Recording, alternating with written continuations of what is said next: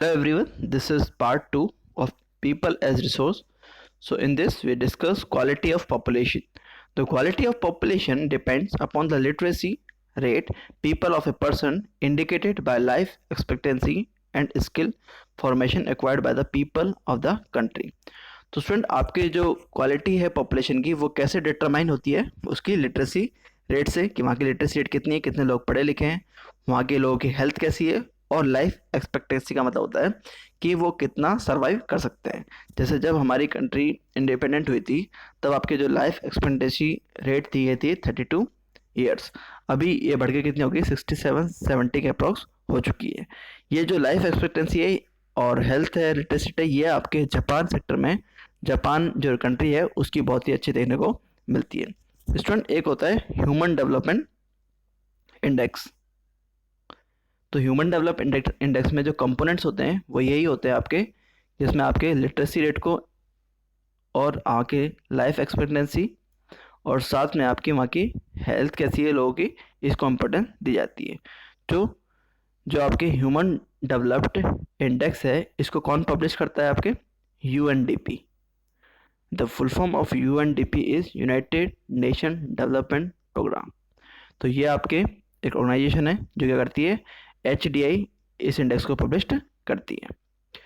So the quality of the population ultimately decide the growth rate of the country. Literate and healthy population are an asset.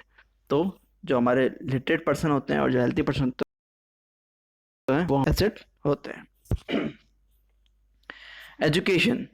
Sakal's education in the initial year of his life bore him the fruit in the later year in terms of good job and salary.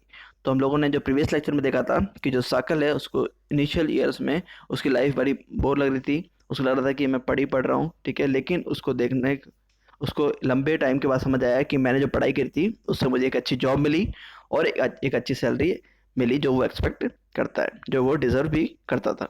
We saw education was an important input for the growth of cycle. तो हम लोग देखते हैं कि जो cycle और जो विलास है उनके अगर कॉन्ट्रास्ट देखा जाए, डिफरेंस देखा जाए, तो देखते हैं कि जो साइकिल है उसकी लाइफ में जो इनपुट था वो किसका था? एजुकेशन का एक बड़ा सिग्निफिकेंट रोल था। It opened new horizon for him, provided new aspiration and developed values of life. Not only for Sakal, education contribute toward the growth of society.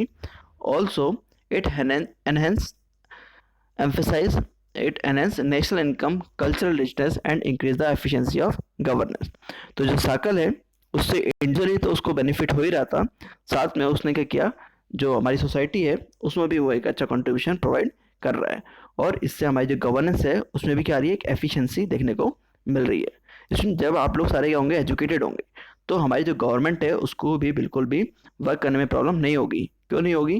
क्योंकि कोई वो रूल बनाएगी, कोई रूल बनाएगी तो अगर एजुकेटेड पर्सन है, वहाँ के एजुकेटेड उसकी पब्लिक है, तो वो उसको इजीली फॉलो कर पाएगी। अदरवाइज इलिटरेट पर्सन बहुत ज़्यादा आर्गूमेंट करेंगे, रूल्स को वायलेट करेंगे, ठीक है, अननेसेसरी आपकी गवर्नमेंट पे भी बर्डन पड़ेगा और आपको लिए गवर्नमेंट अच्छे वर्क नहीं कर पाएगी। So there is a provision made by for providing universal access, retention and quality in elementary education with special emphasis on girls. इसीलिए आपके जो कॉन्स्टिट्यूशन, जो आपके फंडामेंटल ड्यूटीज़ है उसकी फंडामेंटल ड्यूटीज़ में स्टार्टिंग में आपकी कितनी थी? फंडामेंटल ड्यूटीज़ 10 थी, ठीक है। एक फंडामेंटल ड्यूटीज़ 11th इनेक्ट की गई इसके अंदर, और वो कैसे की गई? 86th amendment, constitutional amendment 2002। इसमें लिखा गया कि जो आपके 6 to 14 ईयर्स तक के जो बच्चे हैं उनको free education, elementary primary education provide करवाई जाए। ये किसकी ड्यूटी होगी? उनके पेरेंट्स की ड्यूटी होगी। और इसमें हमारे गर्ल्स को भी आपको एजुकेशन प्रोवाइड करवानी चाहिए, क्योंकि गर्ल्स भी हमारी इकोनॉमी को अच्छे से कंट्रीब्यूट कर सकती हैं। There is also an establishment of pace setting of schools like Navodaya Vidyalaya in each districts. Vocational streams have been developed to equip large number of high school students with occupation related to knowledge and skills. इसीलिए आपके जो नवोदय विद्यालय हैं हर district में open किए गए ताकि वहाँ के जो लोग हैं उनको एक अच्छी एजुकेशन मिल सके। ऐसे ही आपके केंद्रीय विद्यालय ओपन किए गए। केंद्रीय विद्यालय जो ओपन करने का जो पर्पस था वो ये था कि जो मिलिट्री पर्सनल्स हैं, आर्मी पर्सनल्स हैं, उनको एजुकेशन में प्रॉब्लम ना आ सके, उनके बच्चों को एजुकेशन में प्रॉब्लम ना आ सके। The plan outlay on education had increased from rupees 151 crore in the first plan of rupees 3766.90 crore in the 11th plan. The expenditure of education as a percentage of GDP rose from 0.64% in 1951 to 20 to 3% in 2015. तो जो आपके GDP का 0.64% आपके utilise होता था education के लिए, उसको 2015 में कितना बढ़ा दिया गया, 3% बढ़ा दिया गया, and has remained stagnant around 3% from past few years. लेकिन स्टूडेंट अभी भी ये कितना है, 3% के अराउंड ही घूमता रहता है ये फिगर, और हमको क्या करना पड़ेगा, इसको इंक्रीज करना पड़ेगा ताकि हमारे जो रिसर्च एक्टिविटीज़ है उसमें हम लोग क्या कर सकें, चीज़ों को एनहेंस कर सकें। So the budgetary estimate has started in the budget document of Union State Government Reserve Bank of India. The expenditure on education as a percentage has declined to 2.7% in 2017-18 और 2017-18 में जो ये बजट था 3% का, ये थोड़ा और कम चलेगा, 2.7% चलेगा। ओके, सो ऐसा नहीं होना चाहिए था लेकिन हुआ, तो इसको हमको थोड़ा मॉडिफाई करने की ज़रूरत है। It also needed of the life citizens are to perform their duties and enjoy their rights properly. However, a vast difference is noticed across different sections of the population. Literacy among males is nearby 16.6% higher than female, and it is about 16.1% higher in urban areas as compared to rural areas. तो आपके जो literacy rate है वो हमको rural areas में देखने को कम मिलती है, और आपके जो अर्बन एरियाज हैं वहाँ पर अच्छी देखने को मिलती है। सो in 2011, literacy rate varied from 94% in Kerala to 62% in Bihar. तो जो आपके केरला है वहाँ पर आपके 94% आपको एजुकेशन देखने को मिलेगी, और वहीं पे जो बिहार है वो लैकिंग कर रहा है 62% से। The primary school system has expanded to over 8.4 lakh in 2015-16. Unfortunately, this huge expansion of school has been diluted by the poor quality of schooling and high dropout rates. तो आपके जो स्कूल्स हैं उनका expansion किया गया, लेकिन हम लोग जो हमारी एजुकेशन है उसको अभी भी इम्प्रूव नहीं कर पाए, जिसकी वजह से क्या हुआ, स्कूल की जो एजुकेशन क्वालिटी है उसमें इम्प्रूवमेंट नहीं हो पाया, और हाईली ड्रॉप आउट्स रेट हमको देखने को मिले। हाई ड्रॉप आउट्स का मतलब स्टूडेंट ये होता है कि जो बच्चे हैं वो कम एज में ही क्या करते हैं, स्कूल को छोड़ देते हैं। जैसे जो मुस्लिम कम्युनिटी है इसके अंदर जो गर्ल्स होती है इनकी जल्दी शादी कर दी जाती है, और भी कम्युनिटीज़ में जो गर्ल्स चाइल्ड होती है उनकी जल्दी शादी कर दी जाती है, जिससे हाईली ड्रॉप आउट्स हमको देखने को मिलता है। सो Sarva Shiksha Abhiyan is a significant step toward providing elementary education to all children in the age group of 6 to 14 year by 2010। तो जो सर्व शिक्षा अभियान है, ठीक है, ये एक बहुत ही इंपॉर्टेंट रोल प्ले करता है किसके लिए, एलिमेंट्री एजुकेशन प्रोवाइड करने के लिए। कौन से ईयर के बच्चों को, 6 to 14 ईयर्स के बच्चों को। It is a time bound initiative of the central government. और जो ध्यान रखना, जो सर्व शिक्षा अभियान है ये किसका इनिशिएटिव है, आपके सेंट्रल गवर्नमेंट का इनिशिएटिव है, in partnership with the state, the local and the community for achieving the goal of universalisation of elementary education. तो यूनिवर्सलाइजेशन यानी कि पूरी कंट्री में, थ्रू आउट कंट्री में हमको क्या करना पड़ेगा, जो 6 to 14 ईयर्स तक के जो बच्चे हैं इनको बेसिक एलिमेंट्री एजुकेशन प्रोवाइड करवानी पड़ेगी। Along with it, bridge course and back to schools camp have been initiated to increase the enrolment in elementary education. और हमको कुछ ब्रिज कोर्सेज भी चलाने पड़ेंगे। जैसे आपके बहुत सारे बच्चे होते हैं गांव में जो अच्छे पढ़ने लिखने में होते हैं, लेकिन उनको उसी सिस्टम से क्रॉस करना पड़ता है, पहले वो फर्स्ट में आते हैं, सेकंड में आते हैं, थर्ड में आते हैं। तो इसके लिए हमको क्या करना पड़ेगा, कुछ ब्रिज कोर्सेज बनाने पड़ेंगे ताकि वो सीधा क्लासेस को जंप कर सके, या फिर आपके जैसे कोई वोकेशनल उनको ट्रेनिंग दी जा सके, जिससे उनका जो ह्यूमन डेवलपमेंट है, ह्यूमन रिसोर्स है, वो बेहतर हो सके। Mid day meal scheme has been implemented to encourage attendance and retention of children and improve their nutrition status.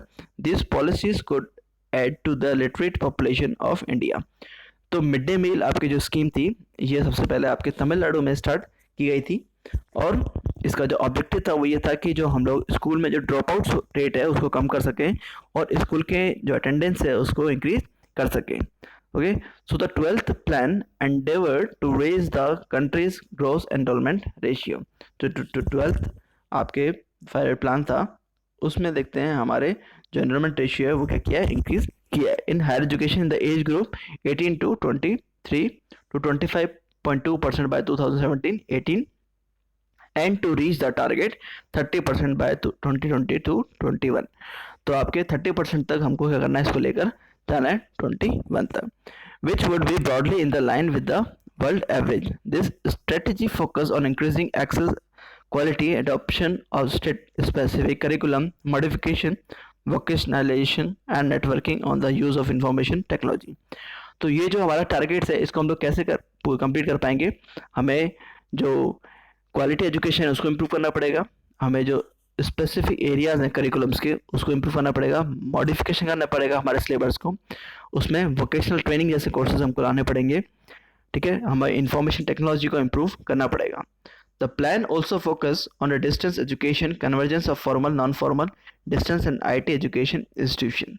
ठीक है, हमारे जो IT सेक्टर हैं, और अभी जैसे गवर्नमेंट ने क्या कर दिया है, टू आप ड्यूअल डिग्री भी एक साथ ले सकते हैं। एक आपकी रेगुलर डिग्री होगी और दूसरी आपकी जो डिग्री होगी वो किससे होगी, आपकी डिस्टेंस से होगी। डिस्टेंस का मतलब है आप कोई ऑनलाइन कोर्स ले सकते हैं, तो आपकी इस तरीके से सेम ईयर में 2 डिग्री क्या होंगी, वैलिड होंगी। So over the past 50 years there has been a significant growth in the number of university and institution of higher learning in specialised area. तो आपके जो एक लंबे टाइम के आपके जब इंडिया इंडिपेंडेंट हुआ था उसके बाद हम देखते हैं कि बहुत सारे स्कूल्स, बहुत सारी यूनिवर्सिटीज़ ओपन हुई हैं। Let us read the table to see the increase in the number of college universities, enrolment of student and recruitment of teachers from 1951 to 2015-16। तो जो ये आपके टेबल दिखाई गई है इसमें दिखाया गया है कि 1950 से 51 के बीच में आपके नंबर ऑफ कॉलेज कितने थे, 750 थे, यूनिवर्सिटीज ओनली 30 थी, स्टूडेंट्स आपके 2 लाख के अप्रॉक्स थे, and teachers in universities and college कितने थे, 24,000 थे। तो देखो ये धीरे धीरे इंक्रीज होते हुए कितना, ये जो ग्राफ है, नंबर है, लगातार क्या गया है, इंक्रीज करता जा रहा है। तो इसका मतलब ये है कि हमारे जो एजुकेशन है उसमें इम्प्रूवमेंट तो हो रहा है, लेकिन हमें अगर उसमें थोड़ा सा मॉडिफिकेशन कर दें तो हो सकता है कि हम लोग जो डेवलप्ड कंट्रीज़ हैं उनके जैसा हम लोग परफॉर्म कर सके। तो स्टूडेंट ये जो डेटा है ये किसने दिया है, आपके MHRD ने दिया है, ministry of human resource development ने, ठीक है, UGC के एनुअल रिपोर्ट से ये लिया गया है। सो हेल्थ, तो अभी हम लोगों ने देखा था किसको, एजुकेशन को। नेक्स्ट फैक्टर है हमारा हेल्थ ह्यूमन रिसोर्स के लिए। So firm maximise profit, do you think any firm would be induced to employ people who might not working efficiently as healthy workers because of ill health? The health of a person help him to realize his her potential and the ability to fight illness। तो अगर हमें क्या करना है, एक अच्छी working population को maintain रखना है तो उसको हम लोगों को अच्छी हेल्थ केयर फैसिलिटीज़ प्रोवाइड करवानी पड़ेगी, तभी हमारे लिए वो रिसोर्स बन सकता है।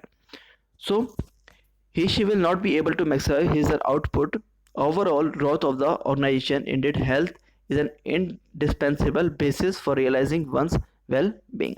तो आप अपने पोटेंशियल का कब अच्छे से यूज़ कर पाएंगे, जब आप लोग बिल्कुल फिट और हेल्थी महसूस करेंगे। अदरवाइज आपको ऐसा लगेगा कि मैं बहुत जल्दी थक रहा हूँ, ठीक है, बहुत जल्दी टायर्ड फील हो रही है।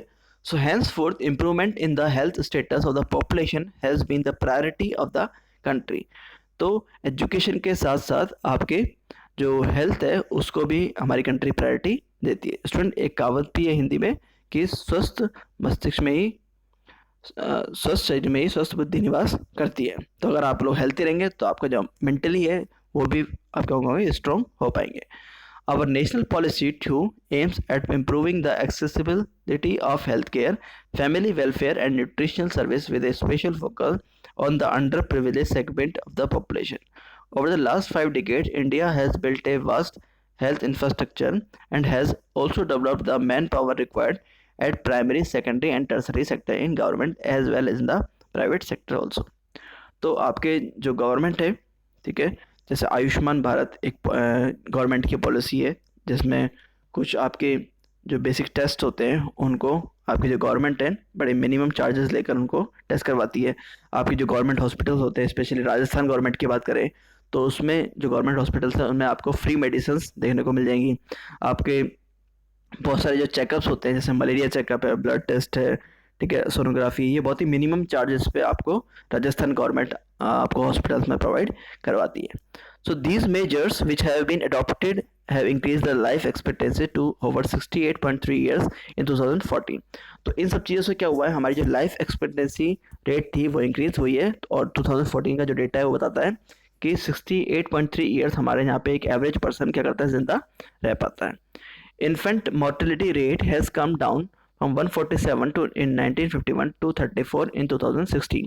तो इन्फेंट मोर्टेलिटी रेट का मतलब ये होता है स्टूडेंट, जो बच्चे जिनकी ईयर्स क्या होती है 0 to 1 ईयर्स होती है, ठीक है, उनकी जो डेथ थी 1951 में वो कितनी थी 147 थी. यानी कि 1000 बच्चों ने अगर जन्म लिया है तो उनमें से 147 बच्चे क्या कर जाते थे, डेथ कर जाते थे. कब, 1951 में. लेकिन अभी ये नंबर क्या किया है, रिड्यूस किया है. 2016 में इसको नोट किया गया तो ये आया 34. इसका मतलब क्या है, हमारी जो हेल्थ फैसिलिटीज हैं उनमें हम लोगों ने क्या किया है, इम्प्रूवमेंट किया है. Crude birth rates have dropped to 20.4 and death rate to 6.4 within the same duration of time. और जो हमारी जो डेथ रेट हुआ करती थी उसको भी, उसका नंबर भी क्या हुआ है, कम हुआ है. Decrease in life expectancy and improvement in child care are useful in assessing the future progress of the country. Increase in the longevity of life is an indicator of good quality of life, marked by self-confidence. Reduction in infant mortality involves the protection of children from infection, ensuring the nutrition of both the mother and the child and child care.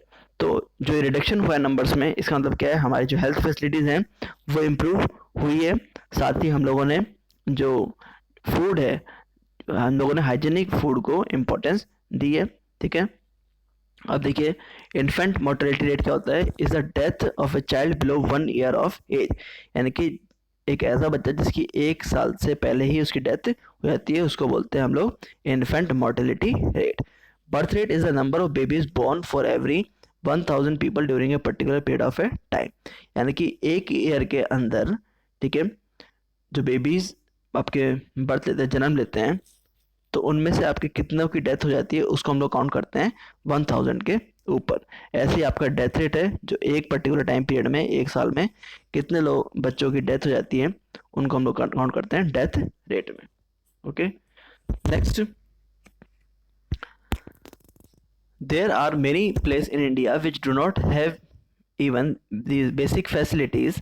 These are only 381 medical colleges in the country and 301 dental colleges. Just for states like Andhra Pradesh, Karnataka, Maharashtra and Tamil Nadu have the maximum number of colleges. तो अगर हमें जो health facilities है उनको improve करना पड़ेगा तो हमें मेडिकल कॉलेजेस, हमें हॉस्पिटल्स इम्प्रूव करने पड़ेंगे. जैसे यहाँ पे जो आपके टेबल है ये दिखा रखी है health infrastructure over the year. जैसे 2014, 13, 14, 15, 16, 17 में इसमें डेटा दिखा रखा है. तो जो आपके डिस्पेंसरी एंड हॉस्पिटल्स थे 2013 में कितने, 29,000, और वहीं पर ही आपके 2017 में कितना किया है, 31,000 हुआ है. इनकी ये आपके इम्प्रूव हुई है. तो आपके जो गवर्नमेंट हॉस्पिटल में जो बेड्स थे वो भी इम्प्रूव हुए हैं, ठीक है. आपके रजिस्टर्ड डॉक्टर इन मेडिकल काउंसिल, उनका नंबर भी क्या हुआ है, आपके इम्प्रूव हुआ है. नर्सिंग पर्सनल, उनका नंबर भी आपके इम्प्रूव हुआ है. ओके, सो नेक्स्ट है आपका अनएम्प्लॉयमेंट. तो अनएम्प्लॉयमेंट कैसे आपके जो ह्यूमन रिसोर्स है उसको अफेक्ट करता है. अभी हम लोगों ने 2 सेक्टर पढ़ लिए हैं, ठीक है. कौन सा सबसे पहले हम लोगों ने पढ़ा, एजुकेशन, दूसरा पढ़ा हम लोगों ने हेल्थ, अब तीसरा है आपके अनएम्प्लॉयमेंट, ठीक है. So Sakal mother Sheila look after the domestic chores, children and help her husband Bhuta in the field. Sakal brother Jitu and sister Situ spend their time playing and roaming. तो जो साकल है उसका जो father हैं वो क्या करते थे, एग्रीकल्चर फील्ड में वर्क करते थे. वहीं पे जो शीला है वो घर के काम संभालती थी. और जो उसके सिस्टर्स हैं, brother sister Jeetu and Seetu, वो क्या करते थे, घर में ही छोटे बच्चे थे, खेला करते थे. कैन यू कॉल शीला और जीतू और Seetu unemployment, if not why. तो जो बच्चे छोटे हैं वो क्या करते हैं, घर में ही खेल रहे हैं, उनसे कोई आउटपुट प्रोडक्शन हमको देखने को नहीं मिल रहा है, तो हम लोग ऐसा कह सकते हैं कि वो अनएम्प्लॉयड है. नहीं, बिल्कुल भी हम लोग ऐसा नहीं कर सकते हैं, क्योंकि अभी मैंने आपको समझाया कि जो हमारी जो वर्किंग पॉपुलेशन है वो कितनी है, 15 से लेके 59 ईयर्स तक है. So unemployment is said to exist when people who are willing to work at the going wages can not find jobs. तो हम लोग अनएम्प्लॉयमेंट किसको बोलेंगे कि जब कोई पर्सन वर्क करना चाहता है और उसको वर्क नहीं मिलता है उस अमाउंट में जितना वो वेज को डिमांड करता है. तो Sheela is not interested in working outside her domestic domain. G2 and C2 are too small to be counted in the workforce population. Neither G2 or C2 or Sheila counted as unemployed. तो ना तो हम लोग G2 और ना ही C2 और ना ही शीला को हम लोग क्या बोलेंगे, अनएम्प्लॉयड बोलेंगे. So the workforce population includes people from 15 years to 59 years. Sakal brothers and sisters do not fall within this age group, so they cannot be called unemployed. तो आपके जो सिस्टर्स हैं आपके साकल के, वो इस एज ग्रुप के अंदर नहीं आते हैं 15 से लेके 59 तक, तो उसको हम लोग क्या बोलेंगे, अनएम्प्लॉयड नहीं बोल सकते. साकल brother and sister, she is not willing to work outside his domestic domain for payment. She too cannot be called unemployed. Sakal grandparents, although not mentioned in the story, cannot be called unemployed. In case of India, we have unemployment in rural and urban areas. However, the nature of unemployment differs in rural and urban areas. In case of rural areas, there is seasonal and disguised unemployment. Urban areas have mostly educated unemployment. तो student, अगर आपके question आता है कि जो rural areas हैं, ठीक है, वहाँ पर जो रूरल एरियाज़ में वहाँ पर आपको कौन सी अनएम्प्लॉयमेंट देखने को मिलेगी, सीजनल एंड डिस्गाइज्ड अनएम्प्लॉयमेंट देखने को मिलेगी. और वहीं पर भी जो आपके अर्बन एरियाज़ हैं वहाँ पर कौन सी अनएम्प्लॉयमेंट देखने को मिलेगी, आपको एजुकेटेड अनएम्प्लॉयमेंट देखने को मिलेगी. स्टूडेंट, ये होता क्या है, इसको हम लोग समझते हैं. सीजनल एम्प्लॉयमेंट में क्या होता है, जो कोई वर्क होता है वो क्या होता है, एक पर्टिकुलर सीजन पे किया जाता है. फॉर एग्जाम्पल, इसका जो बेस्ट एग्जाम्पल हमको देखने को मिलता है आपके शुगर केन की क्रॉप में. तो जो शुगर केन की क्रॉप होती है तभी जो वहाँ के लोग होते हैं आसपास, तभी उनको क्या मिल पाता है, एम्प्लॉयमेंट मिल पाता है. जब शुगर केन का सीजन चले जाता है तब उनका एम्प्लॉयमेंट क्या हो जाता है, बंद हो जाता है. सेकेंड है आपका डिस्गाइज्ड अनएम्प्लॉयमेंट. तो डिस्गाइज्ड अनएम्प्लॉयमेंट में क्या होता है, जैसे मान लो कोई फील्ड है, एक फैमिली है, उसमें 4 लोग हैं और चारों ही क्या कर रहे हैं आपके, जिनकी एज क्या है 15 से 59 के बीच में है. अब जो उनका जो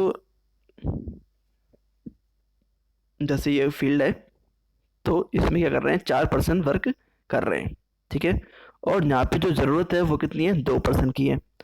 तो जो ये 2 पर्सन है, इसको अगर हम लोग दूसरे सेक्टर में अगर इंक्लूड कर दें, दूसरे सेक्टर में शिफ्ट कर दें, तो इससे जो ये पर्टिकुलर फील्ड है इसके प्रोडक्शन पे कोई भी फर्क नहीं पड़ेगा.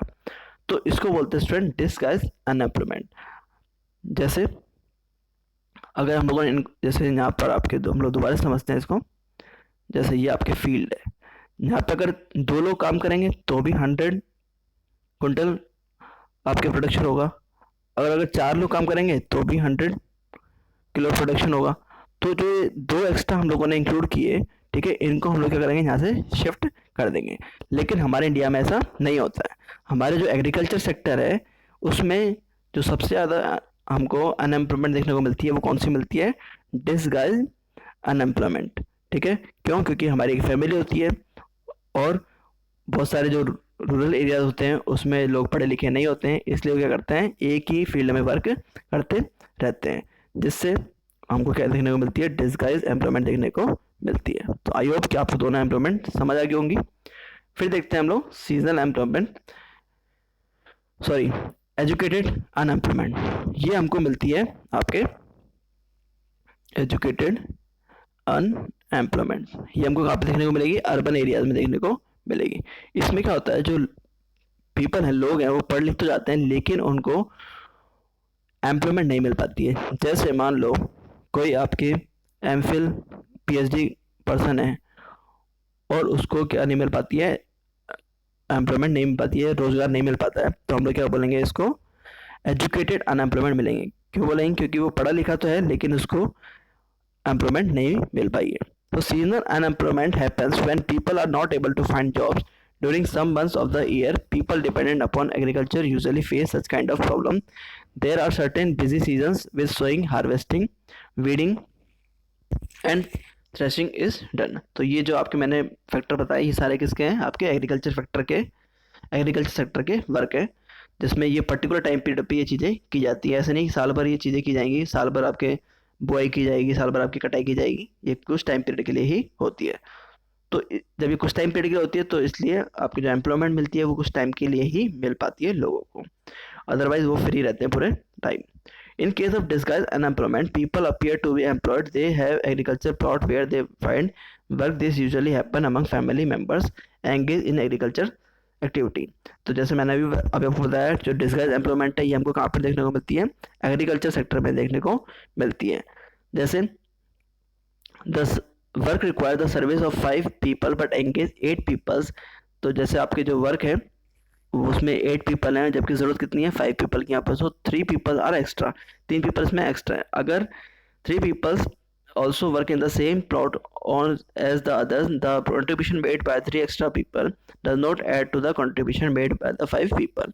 If 3 people are removed, the productivity of the field will not decline. The field requires the service of the 5 people and the 3 extra people are disguised unemployed. तो आपकी जो 3% है ये क्या है, डिस्गाइज अनएम्प्लॉयमेंट के शिकार हैं, विक्टिम है। तो इनको क्या करना चाहिए, हमको दूसरे सेक्टर में वर्क प्रोवाइड करवाना चाहिए। In case of urban areas educated unemployment has become a common phenomena. Many youth with matriculation, graduation and post graduation degrees are not able to find a job. तो अभी ये ज़्यादा problem हमको देखने को मिल रही है कि जो अर्बन एरियाज हैं वहाँ पे लोग पढ़ लिख तो जाते हैं लेकिन उनको एम्प्लॉयमेंट नहीं मिलती है, रोजगार नहीं मिलता है। सो स्टडी शोर, एक स्टडी हमको बताती है कि that graduate and post graduate has increase faster than among matriculates. तो जो आपके पोस्ट ग्रेजुएट और जो आपके ग्रेजुएट हैं इनमें हमको ज़्यादा देखने को मिल रहा है अनएम्प्लॉयमेंट।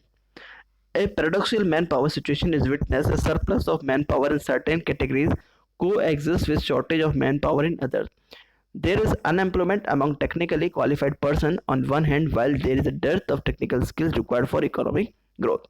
अब जो आपके जो एजुकेटेड अनएम्प्लॉयमेंट है इसके अंदर भी आपको दो कैटेगरीज देखने को मिलेंगी। एजुकेटेड अनएम्प्लॉयमेंट है इसके अंदर आपको दो कैटेगरीज देखने को मिलेंगी, एक होगी आपकी स्किल्ड लेबर और दूसरी होगी आपकी अनस्किल्ड लेबर। ठीक है, जैसे अगर हम लोग इंजीनियर्स को देखें तो वो क्या है, एक स्किल्ड लेबर्स हैं, लेकिन वहीं पर अगर हम लोग एक आर्ट्स स्टूडेंट को देखें जिसने एक सिंपल हिस्ट्री, ज्योग्राफी, पॉलिटिकल से ग्रेजुएशन किया है तो वो क्या है, एक अनस्किल्ड लेबर है। ठीक है, वो कोई मशीनरी के बारे में आपके नॉलेज नहीं रखता है। So unemployment leads to wastage of manpower resource. People who are an asset for the economy turn into a liability. There is a feeling of hopelessness and despair among the youth. तो इससे क्या होता है, हमारी जो country है उस पर एक लाइबिलिटी बनती चल जाती है और जो लोग हैं वो भी क्या हो जाते हैं, होपलेस हो जाते हैं और उनका जो मॉरल है वो बिल्कुल डाउन हो जाता है। So people do not have enough money to support their family, और इससे जो लोग हैं वो अपनी फैमिली को सपोर्ट करने के लिए उनके पास अफोर्डेबल मनी नहीं होता है। Inability of educated people who are willing to work to find a gainful employment implies a great social waste.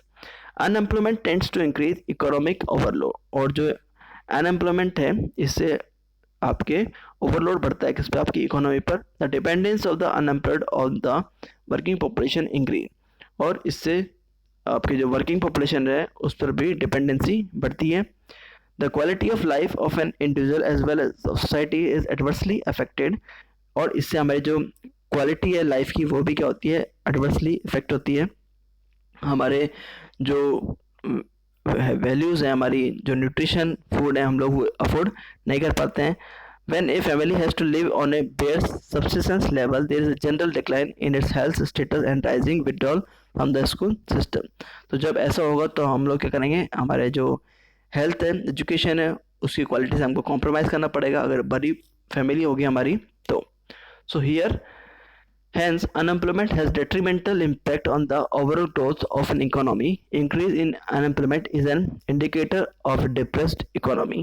It also wastes the resource. तो इससे क्या होगा, हमारा जो रिसोर्स है खासतौर से ह्यूमन रिसोर्स वो क्या हो रहा है, वेस्ट हो रहा है, which could have been gainfully employed. If people cannot be used as a resource, they naturally appear as a liability to the economy.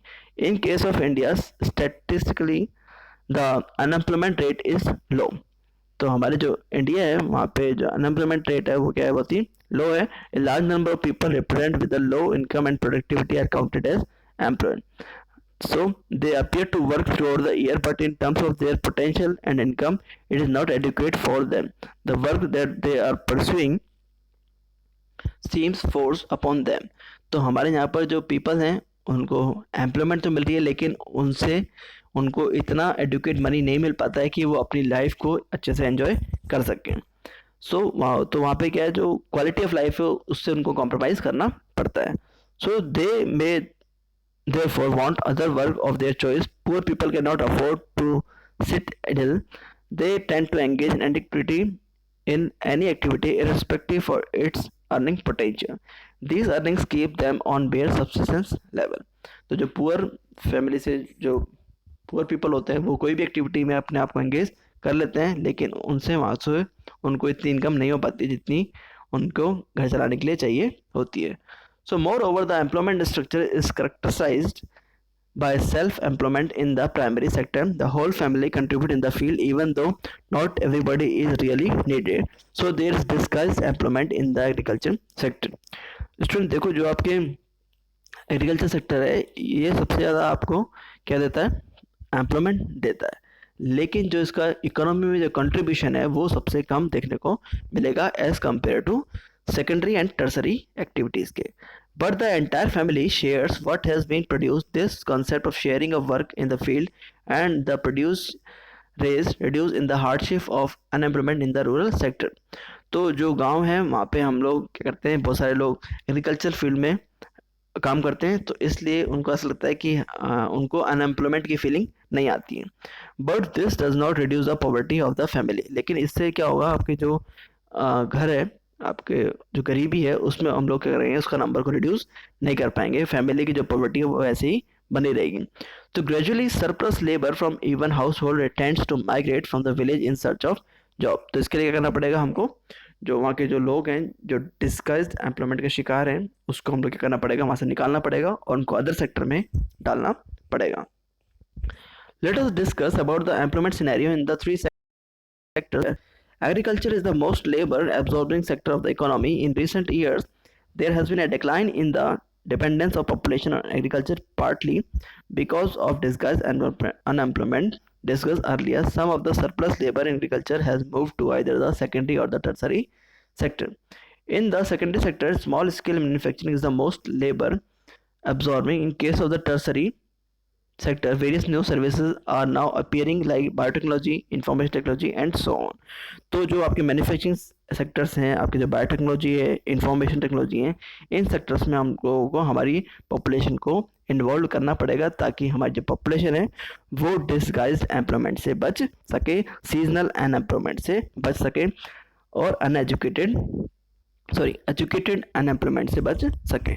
तो देखते हैं स्टोरी में क्या देखा रखा है. There was a village inhabited by several families. Each family produced enough to feed its member. Each family met its need by the membering, making their own clothes and teaching their own children.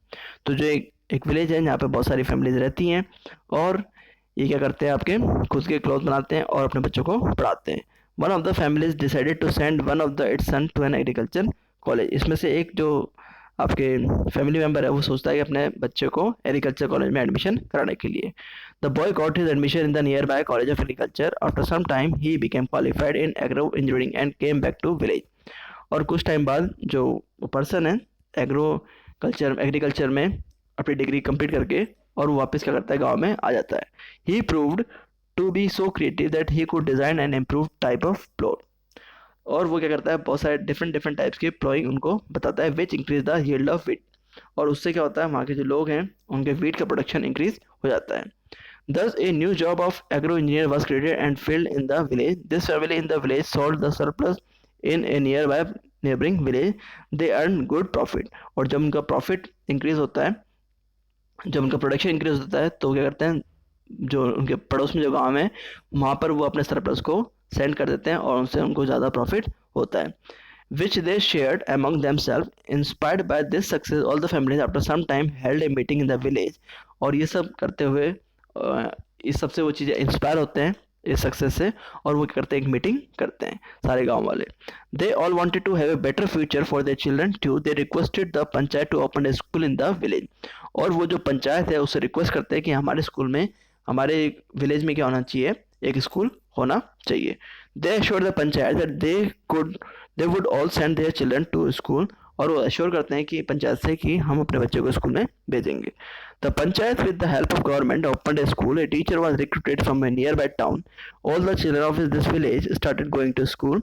After some time, one of the families gave training to his daughter in tailoring, और वो school खोल दिया जाता है और उसमें आपकी बहुत सारी चीज़ें सिखाई जाती हैं। She started stitching cloth for all the families of the village, for everyone now wanted to buy and wear well tailored clothes. वहाँ पे स्टिचिंग सिखाई जाती है, टेलरिंग सिखाई जाती है। Thus another new jobs that of a tailor was created. This had another positive effect. The time of the farmers in going far for buying clothes was saved. अब क्या होता है, जो गांव में ही उनको कपड़े मिलने लग शुरू हो जाते हैं, तो जो फार्मर्स हैं वो दूसरे जगह नहीं जाते हैं क्लोथ्स को खरीदने के लिए।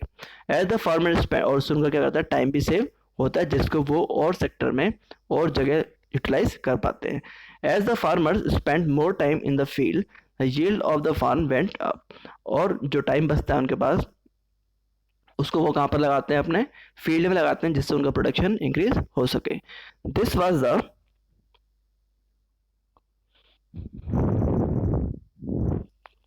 beginning of prosperity. The farmers had more than they could consume. Now they could sell what they produced to others who came to their village market. Over time, this village, which formerly had no job opportunity in their beginning, had many like teacher, tailor, agro-engineer, and many more.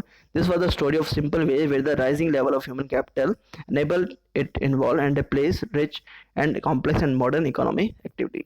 तो जो ये village की कहानी है, ये starting में देखो कैसे, मतलब यहाँ पे इतनी अपॉर्चुनिटीज़ नहीं थी, लेकिन धीरे धीरे यहाँ पे एक स्कूल डेवलप किया गया और बहुत सारे आपकी जो जॉब अपॉर्चुनिटीज़ है, जॉब क्रिएटिविटी यहाँ पर देखने को मिली। यहाँ पे लोग टेलरिंग में इंक्लूड होने लगे, स्टिच करना सीख लिया लोगों ने, टीचर बन गए, यहाँ पे इंजीनियर्स बन गए, एग्रीकल्चर में एजुकेशन लेने लगे। तो इस तरीके से आपके हम लोग जो विलेजेस हैं उनको डेवलप कर सकते हैं। इसीलिए आपके जो गवर्नमेंट है अभी वो इनिशिएटिव ले रही है स्मार्ट विलेज की तरफ, कि हमें जो विलेजेस हैं वो कैसे बनाने पड़ेंगे, स्मार्ट विलेज बनाने पड़ेंगे। सो आई होप कि आपको ये पूरा लेक्चर समझ आया होगा। Thank you and have a nice day.